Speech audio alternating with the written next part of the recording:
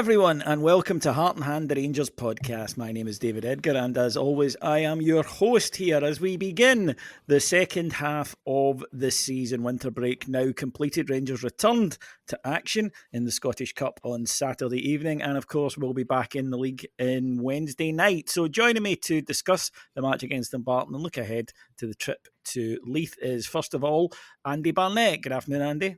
Good afternoon, David. How are you doing? I'm good, my friend. And Alan is joining us as well. How are you doing, my man? I'm not bad, David. I managed to hold on against the wind, but no, everything's good here, yeah. Yeah, well, each winter you're not getting any younger. I always like to check in on you. How's the sweep going, Dave? Have you still got me for 63 or what? That's what it's what the government say. Always check in, make sure there's no piles of milk outside your house, that sort of thing. Never let it be said that I'm not a good friend in that way. But it was wild at Dumbarton on Saturday night. It has been, I'm sure if most of you will be listening will be in Scotland. If you're not, I'm sure you will be aware anyway that we're being battered by a storm at the moment. And with that in mind, Andy, I was pretty glad to get this game going because Dumbarton's pitch, Rangers used it for Rangers B a couple of years ago, and it can be unplayable quite a bit, and postponements are a fairly regular feature in the winter for them. And the last thing I think we need at the moment is a fixture pile-up. Yeah, no, we wanted to come out of this with the game done through to the next round and no injuries. And as you said, make sure that it was actually played to begin with. And I think we've certainly achieved all that. Hopefully, no injuries that have come as a result because we don't have our troubles to seek in that department, that's for sure. But yeah, listen, it was a hard watch, and I think I was overly harsh at the time in the first half, thinking, the first half an hour, thinking, oh, this is rubbish. But when I look back and I actually watched the game as a whole, I think we did pretty well given the conditions. It can't have been easy for the players, and it can't have been easy for the fans who went to the game as well. That is one cold place, Dumbarton. I've been there once or twice, and obviously not for a good while, but I've only have memories of it being caught in really strong wind and the rain just blowing right in your face, almost side on, and that's what it looked like on the TV. So yeah, glad to get it out the way. It can be seen though as a good warm up. That's what I hope that the manager is able to get through to the players. It is a warm up game really now, and they needed to get some legs in and some minutes in the legs before Easter Road. So hopefully they've done that and they can go in with a bit of confidence. Yeah, I never got a sense of jeopardy from the game, which you wouldn't expect. Let's not be coy about this. Rangers should be beating Dumbarton and beating them comfortably, but the pitch was not good. That was clear. It cut up very quickly, but again, you have to deal with that because it's the time of year. I agree with you, incidentally. For those who haven't been to Dumbarton Stadium, it's one of those kind of three-sided parks, and they always seem to be a bit of a wind tunnel. Falkirk's Stadium is exactly the same. They always seem. And Saturday night was one of those nights where the wind, it wasn't just blowing, it was swirling. It was going round and round as opposed to just one direction. The rain and the cold didn't make for a great night, and those conditions can be levels. But I actually thought Alan Rangers played quite well under the circumstances. We made chances. We actually played some decent football at times, which is not easy in those conditions. And I think it was, there was maybe a growing sense of frustration because we missed 4 or 5 excellent chances early. Dessers had a couple. Campwell's had one. Rabbi Matondo's had one. But after an early scare, a good save by Robbie McCrory, a really nice bit of play by Dumbarton. To be fair, it was an excellent move they put together. Rangers stepped it up, and 2 quick-fire goals really ended the game as a contest. Yeah, I think so, David. I'm with Andy as well, and yourself, in terms of it's good it was back. I thought it was a perfect end, believe it or not, to the winter break, because they've been away in the sun, they've done the kind of getting closer together, the bonding and so on, some of the players spending more time together. I thought it was a great back down to earth with a bang. And the actual physical, not so much the opposition, but the pitch in itself and the conditions. I don't know, David, I think that was actually quite a good one to get through. And as you say, when you look at it, when you think of the conditions, I thought they'd done really well. Frustrated as well, as you say, at the start. But overall, I mean, ultimately it could have been, 7, 8, 9. And they actually still, even in those conditions, at times they played some really good passing and so on. So as far as I'm concerned, didn't seem to be anyone injured as well. So I thought it was job done, David. Pleased with it. And obviously it's just a case of move on now. Yeah, of course, with Rangers or players, I think, can get injured going in and out of it. Yeah, and the wind, Yeah, just because we didn't see anything doesn't mean anything particularly this season. But let's start then with Cyriel Dessers. Andy, an odd player, Cyriel Dessers, because you can't argue that he hasn't contributed this season. He has. That was his 10th goal the other night. He also has, I think, 5 assists. It might be 4. I'd need to double check that, but he does contribute. His movement is absolutely terrific, and I mean that. And I'm sure that those of you who played or coached would agree with me on that, listeners, because he is terrific at finding a little bit of space in crowded boxes, and he did that for his goal. Done it another few times. It's his striking of the ball. I think at times he's not what you might term a natural finisher, and a lot of his sort of attempts on goal, he doesn't maybe get a clean strike away, or he just delays an extra second or whatever. I was a bit frustrated. I think we all were in the first half hour where he's missed several good chances. And someone said to me, during the match, a friend messaged me and said, well, we all know what he can't do. We need to get behind him because, he's going to have to play a part this season, which is true. Even if you don't think he's the long-term answer, which I don't. And I think that all of those things can be true at the same time for me. Like I say, I find him a difficult player to judge because there are good parts to his game, but there are very bad parts to his game as well. It's a very strange mix for someone at that level. He's a difficult player to like, but he's also a difficult player to dislike. And I think we can base that on his effort, the fact that he doesn't ever give up. There's somewhat of a cult hero status emerging with Cyriel Dessers, and in a similar way there was with. I haven't met many that have. Yeah, I must admit that I've even elevated them to that. To be fair, I said emerging.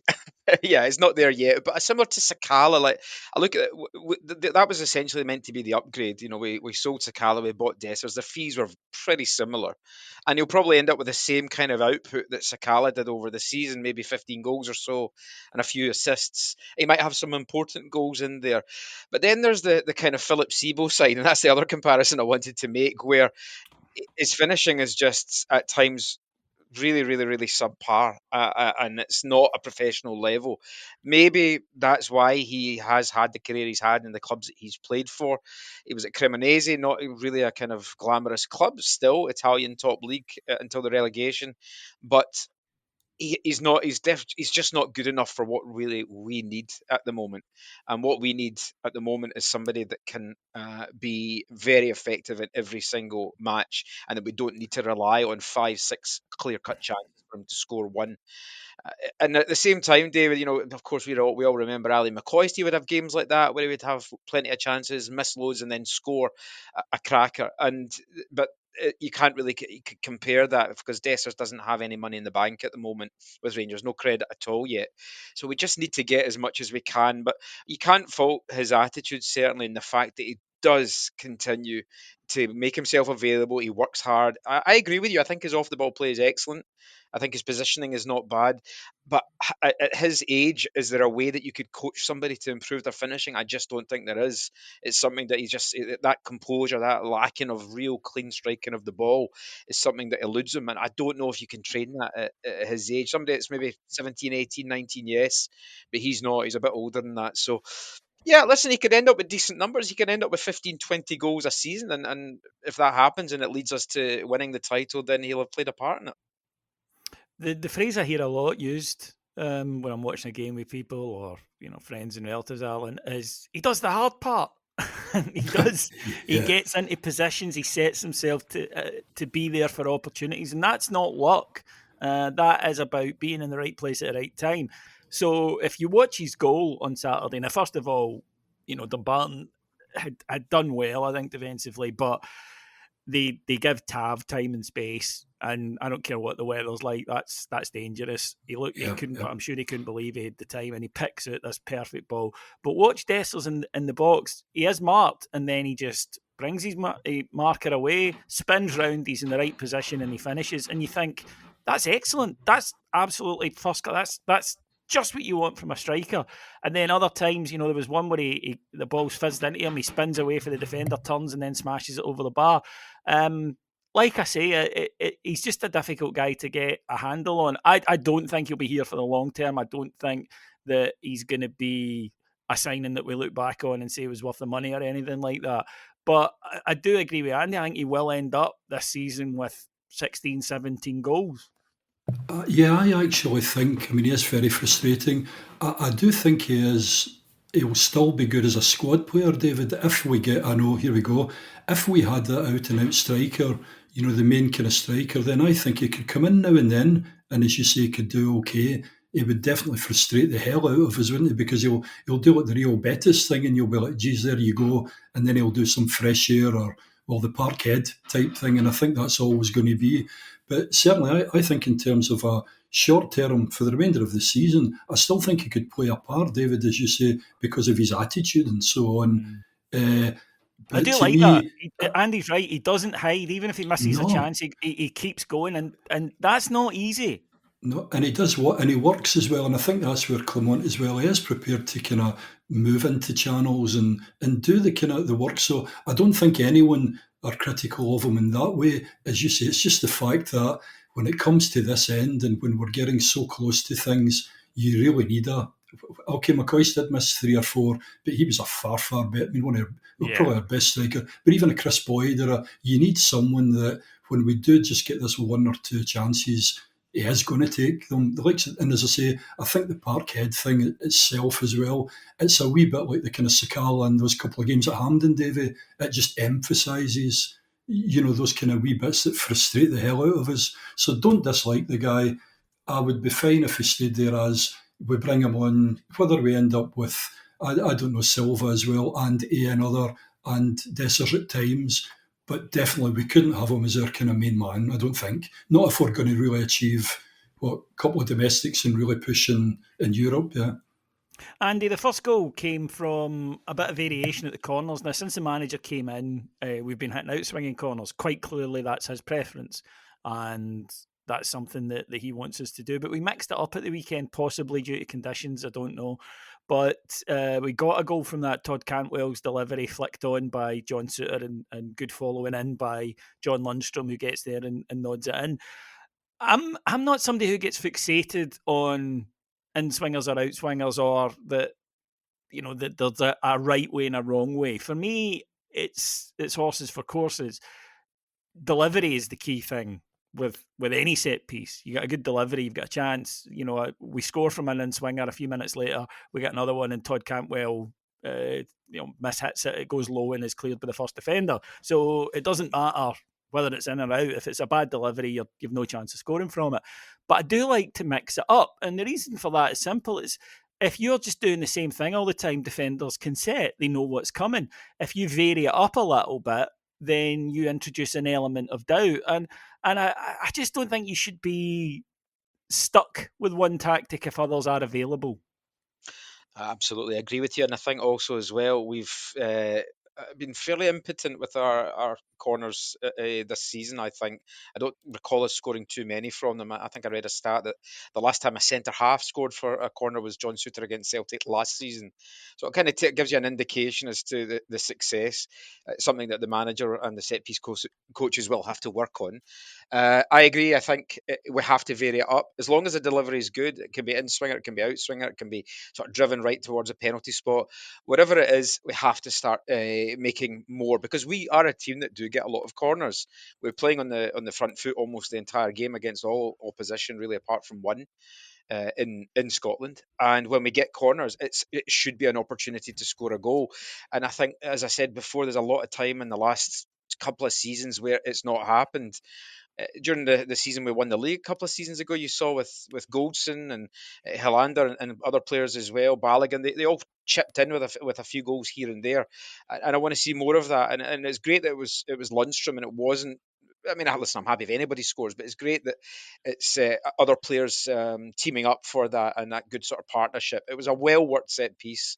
Great to end the goal, and it scored at an important time as well, because at that point it's half an hour or so gone, David, you're thinking, oh, we got better get in the lead soon. While we were never worried about the result, it could have been frustrating, and Dumbarton might have grown in confidence had they got to half time. So I think it was a really, really good time to score, and that really, I think, calmed everybody down. And then, of course, they would get another straight away. But yeah, very good, nice work set piece, and I want to see more of the same.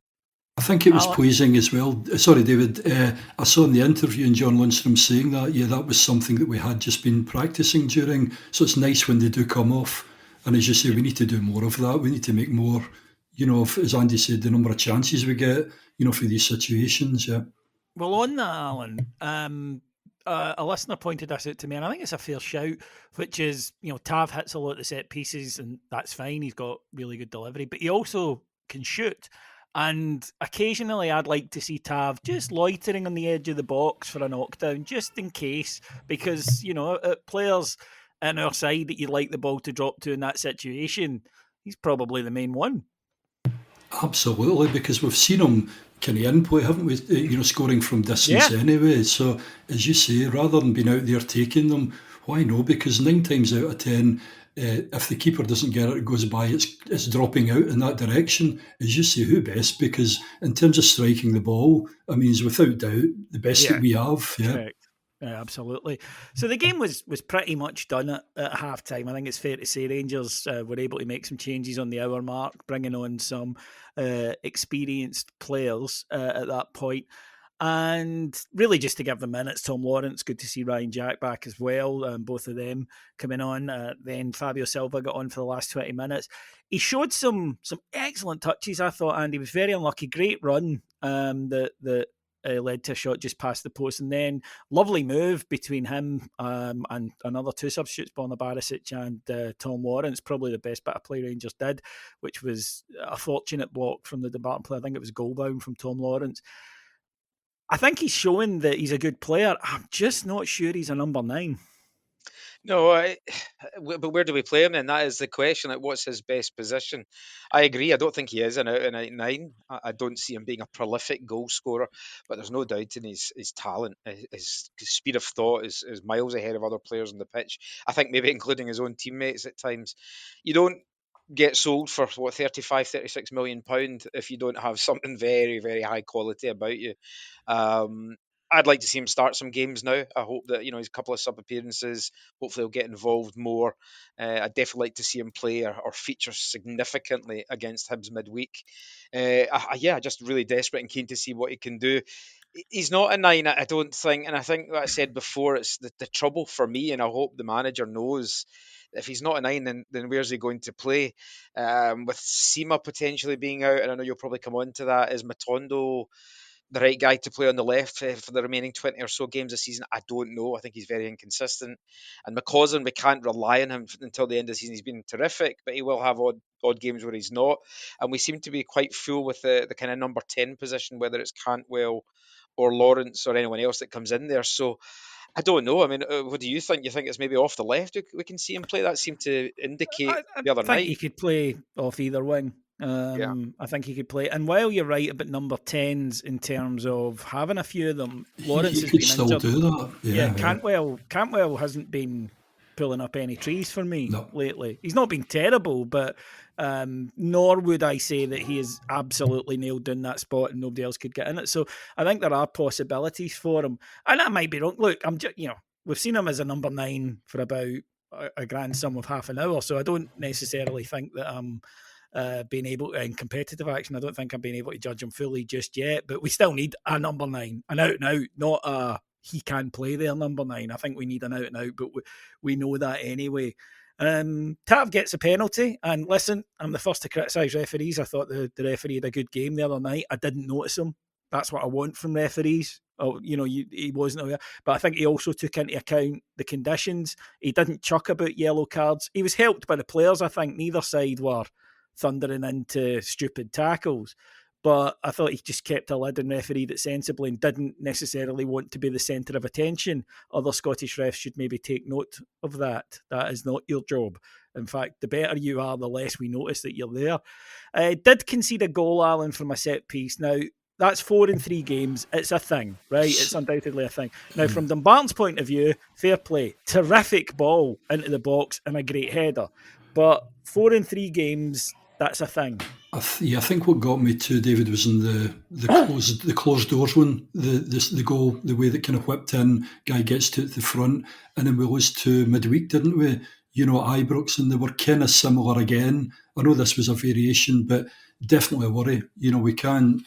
Okay, we're comfy in this game. We knew we were going to go through, but we definitely need to tighten up. Now, I don't know if it's a wee bit around maybe the different keeper that we've got in during kind of recently as well, or the fact that we've had to kind of chop and change the centre of defence, but we've definitely got to get a lot better in that area, I think, yeah. Yeah, it's frustrating for, I'm sure, the manager and the defence. You want to be keeping clean sheets. I will say we responded quite well, Scott Wright, going in and adding, of course he did, it's a cup, he wants to get back to Hampden, to his ground. And it's the way he just runs on as well. It's just like the ones in Hampden. Oh, yeah, just play in front. Thought that immediately. I was like, oh God, I've seen him score that goal a few times. That's a Scott Wright goal, and it'd just be nice if he did that a wee bit more regularly. Know how in the past we had like Novo or Lovenkrantz where they had time to think about it and you were going shit. But the likes of Scott Wright, it's like he's through, he's got time. You're actually quite confident he's going to stroke them, put them away. Yeah. Oh, he knows that one very well. He's the fuel at that, so it was grand to see.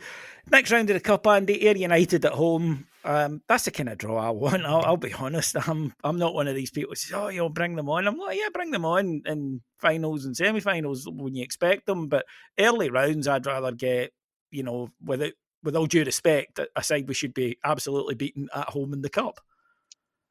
Yeah, and I think as well we do need one or two fixtures in between the busy period that we're going to have again. We had one just passed before the break, and there is a lot of games coming up, and we'll need one or two where we can make one or two changes. And I say one or two because we will be cautiously optimistic, of course, in any. But Ayr United at home in any fixture, Rangers should be winning comfortably. Yeah, absolutely. And that's not being disrespectful. That's just a fact. Yeah, it is a fact, and we'll be overwhelming favourites. So that should enable us to make a couple of changes. Now, whether that's bringing in McCrory, and I know I heard you speak before about on the other podcast about having a cup goalkeeper, and why we don't want that, but still, it is the kind of game that Robbie McCrory can play. Perhaps one or two others as well, just to rotate, to keep legs fresh and make sure that we're not knackered come the kind of business end of the season. So yeah, I'm quite happy with that draw. It's always nice, I think, to get a home game. I don't buy this or romance of the cup. Yeah, okay, it was nice for Dumbarton to get a payday, but I don't buy it for us. A home draw anytime. You get a bigger payday if it's Ibrox. Well, more people turn up and the crowds are 50-50. So, yeah, I'm sure Dumbarton would have actually preferred that to be at Ibrox. Sure. But, yeah, that's parked now for a couple of weeks. There does seem to be some transfer movement with Rangers linked with Mohamed Diomande, a midfielder who plays for Nordisland in Denmark, very highly rated by Nordisland and certainly by the scouting reports that you see on social media sites, etc. Comes from a rather famed academy that produced players like Mohamed Kudus, so that's all good. There's been, I think, a little surprise about Rangers going for a midfielder. I can't say I'm particularly shocked about it, and I think that football, the deals that you can get done at certain times, Rangers will still want a striker. It doesn't mean we're not signing a striker. We haven't been trying to sign a striker. It's more just a case of this one is one that's available now, so it's being done now. Don't know much about him, to be honest, but I think it is interesting because the manager spoke at the weekend about a new deal for John Lundstrom, and the manager loves John Lundstrom, right? He has done from when he came in, not just the player, although he does. It's also the leadership, the presence in the dressing room. He's spoken about him being someone on the pitch that he trusts to get the manager's instructions across, a coach on the pitch, as he put it. And I think Lundstrom has responded to that. I think his form, Alan, has been a lot better since the manager came in. He clearly is a manager that believes in him, and he's responding well to that. So that kind of suggests he's happy with one bit of his midfield. The other bit, nobody's nailed that position yet. Ryan Jack's been out, and we all know you can't really rely on Ryan Jack. I'd be very surprised if he was offered a new deal. We had to play Tom Lawrence in there. Cifuentes has not impressed me anyway. I don't know about you guys. In fact, the midfielder who's actually done best, I think, in that position has been Dujon Sterling. And that was like an emergency that we had to put in. So I think that while we might be saying, we need a striker more as a fan. I think the manager's saying, no, I want a midfielder for in there. Aye, and he's had 4 months as well, David, hasn't he? 3 to 4 months of watching them in training and so on. So he will see even far more. So again, in terms of what he's done, we kind of put faith in him. And, I think it makes sense. I think 22-year-old as well. And again, I know cliched, but that whole kind of player trading thing, it fits in nicely as well. If you can get him, hopefully at a reasonable price on this one, get a few years out of him. The guy's successful, we're successful, and if he moves on, fine. I think my other one too is even kind of Raskin as well. I'm not sure about as you say, whether fitness-wise and all that, we've had too many. This guy's out for so long. Here's another one. I think Sterling is absolutely amazing. To me, that's been one of the pluses, that we've actually had. Thought he would be a kind of bit player, but certainly anything that I've seen with him in that midfield, to me, he looks an absolute cracker. Hopefully, if this guy, they're talking about one of the best kind of players and so on up in the league and so on. If this guy is good, then hopefully you've got to trust Phil and obviously the new director of recruitment, the head of recruitment as well. Yeah. And it's good if this one does come off. That's also going to see us, David, potentially for a few years as well. So it's not even this kind of short-term thing. It could see us into the next maybe 2 or 3 seasons. So, but again, just the kind of caveat is we just really need to wait and see. I think it's been delayed a wee bit, isn't it, because of the weather? Yes, but hopefully everything going well. In the next few days, he should be in to undergo a medical and so on, yeah. Yeah, I think so. I think that he was due to come in. He's completed a medical. Rangers quite often with players from abroad do them in places that's straightforward to get to. I think left-sided as well, David. Sorry, it is good because they're very, left-sided, kind of few and far between, aren't they? Yeah, we need a specialist in there. But Andy, for those of you who only listen to the free shows, and come on, sign up for the Patreon. But for those of you who are on the Patreon, you'll know that Andy does a show that looks in depth, not just about transfers, but about the economics behind them and the workings of them, and looked at it in depth. Andy, our trading model, we've played at trading model. We heard a lot about it from Robertson and Wilson, and we've heard a lot about it from Bisgrove and Bennett, but it's juddered to a halt. It showed signs of going for a bit, Patterson, Aribo, all this kind of thing, but it's juddered to a halt. And you look round the squad, there's not a lot of sellable assets at the moment, certainly not ones that we could do without.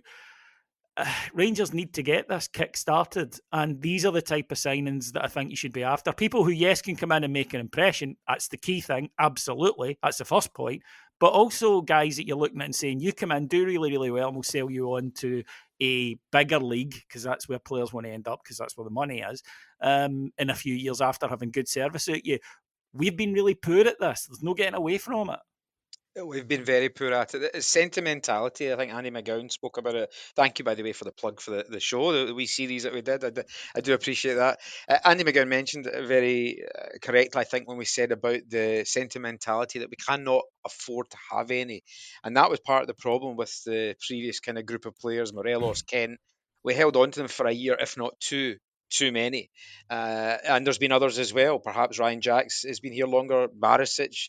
There are players that we probably, and I would say definitely should have sold when their stock was higher. It's something that other teams, especially that a lot across the city, have been good at. Even when they've lost their best player, like they did with Jota, for example, last season, you don't turn down that kind of money. And when we did it with Calvin Bassey, of course, the team, we would have loved to have had Bassey and Nathan Patterson, for example, as the future fullbacks of Rangers Football Club. But when you get the best part of 30 million for those two players, that's huge money for us. And this profile, you're right, with Diomande, he's played over 100 games already at top flight level for Nordsjælland. And that's exactly the type of profile that we need to be buying. Alan is absolutely right.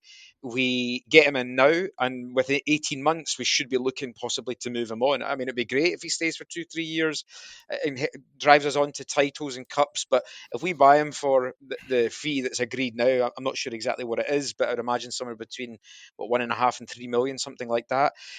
Whatever it is. Less than that. He's out of contract next December. Is it? It's less than that. December this year, in fact. Yeah. So a year left. Yeah, a year left. So I think it will be between 1 and 2.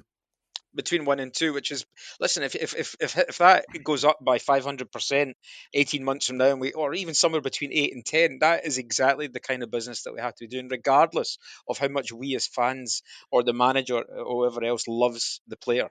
It's just the way that business has to operate. We're no longer what we once were. We can afford to hold on to our best players anymore. In fact, I want players to have the ambition to move on, because that's what makes us better on the pitch. They should want to come to Rangers, prove themselves for a couple of seasons, and then earn an absolutely brilliant move for themselves down south or in Europe. And if they do that, it'll mean they'll have done well on the pitch. And if that happens, then we'll be winners. So we win always, and I think that is the motto, as you alluded to. So, but I'm excited. I think, again, like yourself, I don't know a huge amount about the player, but from what I read in the profile, and his numbers are decent. And if they, bringing in somebody when we expect that Jack will be away, Cifuentes doesn't seem to have settled at all, really, whether it's injuries or on the part. So there'll be space for at least one, if not two, players in that position. And this could be one wrapped up, and he'll have a few months to bed himself in nicely. So I think it's a good move. Yeah, I do too. I'm quite excited and looking forward to seeing him, and that is what you want, because I'm fed up hearing about, trading model is vital to us. Well, stop telling us, show us. Yeah, I know. Right, yeah. Stop going on about it and start fucking building it. And look, there's no getting away from this. Yes, a lot of the mistakes that we've had in our transfer strategy the last few years were down to Ross Wilson, 100%. Right, that cannot be denied, and that fell under Robertson, but. The Bennett Bisgrove regime, they made the mistakes in the summer by allowing Michael Bailey's head. Exactly. And that's what's cost us. So, yes, I'll accept they were new in the jobs and they're trying to make up for it, but they are trying to make up for it. There are now sort of boulders in the path that where we need to go, and they need to kind of work their way around them and skip around them. So it's a painful lesson. Hopefully they learn it and move on from it. But certainly we've played at this, we've talked about this, we haven't done it, and I think it's been quite clear. And hopefully, with the likes of Niels Coppin coming in, far too early to judge, clearly, we won't really know for about at least a year, 18 months. But hopefully that we've now finally got a team in place that can do that. Right then, we're off to Hibs on Wednesday night. Decent recent record. Against Hibs, it has to be said, but always a tough fixture. They'll be up for it. One of the things, Andy, is I think that they'll come out and play Hibs. I don't think it'll be a game where they sit in and try and defend. I think that they will under the new manager. Well, he's not new now, but Nick Montgomery under the manager.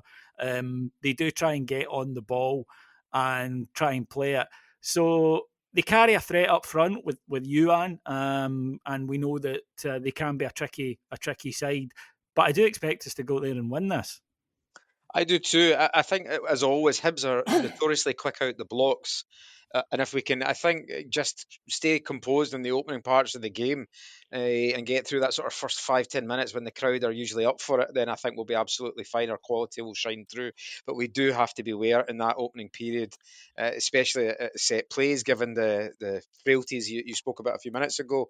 But we've got enough quality, and I think we like it. I think we've got good records at Easter Road and Tynecastle for exactly that reason. That they come out to play, they're expected to have a go, unlike Kilmarnock, St Johnstone, Livingston, etc., Ross County, where they'll maybe put a lot more players behind the ball. These teams are expected as the kind of third and fourth biggest teams in the country to have a go at us, especially at their home ground. And that suits us down to the ground, because we know when we counter-attack with sort of pace and a bit of conviction, then we'll give ourselves chances to score. And if we have our shooting boots on, and I say but if we say even one or two of the chances that we got the other night, then I think we'll be in for a good night. I fancy us to go there as well to win as well, David. I think that we will do, and I think it will be hopefully a nice confidence boost and a kick start to the second half of the season league-wise. We can't really afford to be dropping points. We've got to keep in touch now, and it starts on Wednesday. So if the players are switched on, which hopefully they will be, then I think we'll get the job done. Alan, what sort of game are you expecting? Yeah, I'm the same. I mean, Easter Road always, as you say, they come and have a go at us, which, to be honest with you, is fine. I think with whether it's Matondo, McCausland, even Silva as well, we've got enough pace there, and there's going to be space in behind. So it's going to be that same old, come out to Easter Road, try and weather it for a wee bit, nick something kind of early, quieten them down, and then let the football play. So I just hope that we talked about referees as well, obviously at the weekend. I just hope we've got a decent one as well, David, that just allows the actual football to kind of take place. And ultimately, I think Rangers will have kind of just too much quality, to be honest with you. And it's a biggie. It's just this full thing again. 3 points up there, get the job, get home, and really that's just the world that we're in. So, no, confident, David. We should do it. Yeah. Yeah, good meet. By the way, do you know? Well, no, not to hand, no. But if people tune in tomorrow in the update, it'll be there. And to do that, you go to patreon.com/Heart and Hand, get up to 5 shows every single day on all things Rangers. Right, thank you very much to our executive producers in London, Mike Lee and Paul Myers, who are neither in London, they tell me now. One's in Portugal and one is in Thailand. So, probably better weather than what we are getting. My thanks to our two lads today. First of all, to Andy. Thanks very much, David. I hope you enjoyed the game. We get the result if you're going on the Wednesday. And to Alan. Yep, thanks, David. I enjoyed it again and hope our team wins. Yeah.